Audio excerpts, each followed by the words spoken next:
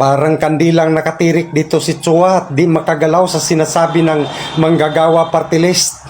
Mga kontraktor naman, mga opisyal at mga politikong sangkot sa mga maanomalya at ghost projects, wala ho kaming ibang hangad, kundi gumulong ang inyong mga ulo at kayo ay mapanagot at makulong.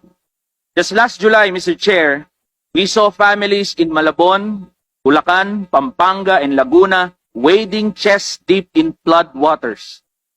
Noong mga nakaraang araw lang, nilubog na naman ng baha ang iba't ibang lugar sa Metro Manila, lalo na sa Quezon City. This is the lived, recurring reality of millions. Taon-taon at trilyong pisong halaga ng kapalpakan at katiwalian ang ating pinag-uusapan. The contractors and the politicians linked. Amid the noise, let us stick to the essentials. In 2025 alone, a staggering 308.32 billion pesos has been allocated to water resources development and flood control programs. For the 2026 NEP, the flood control budget is 274.93 billion pesos. If there is corruption, Mr. Chair, we are talking of corruption of the grandest kind. Yung mga nagdaang issue at aligasyon ng korupsyon, mani lang sa daang bilyong pondong tinangay sa mga ghost flood control projects.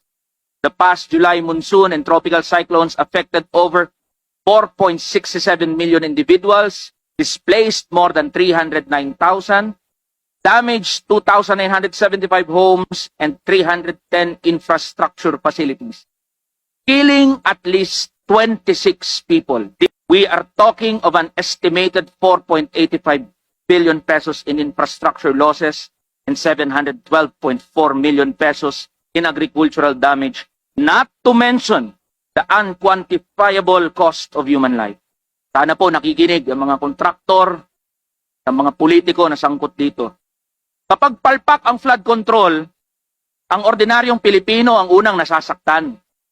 Kapag bumaha, di naman ang mga mayayamang engineer o mga politikong senador o congressman o mga kontraktor na nakatira sa kanilang mansyon o gumagamit ng dose-dose ng mamahaling SUVs ang naghihirap. Ghost projects, kickbacks, substandard engineering, ang dami na pong pangalan. Kung may kailangang managot, Mr. Chair, panagutin po natin kahit sino pa po sila. If we wish to restore the trust of the people in our government and its institutions, we are compelled to act and to act now. At sa mga kontraktor, mga politiko na sangkot sa mga maanomalya na proyektong ito, nawaho ay gumulong ang inyong mga ulo.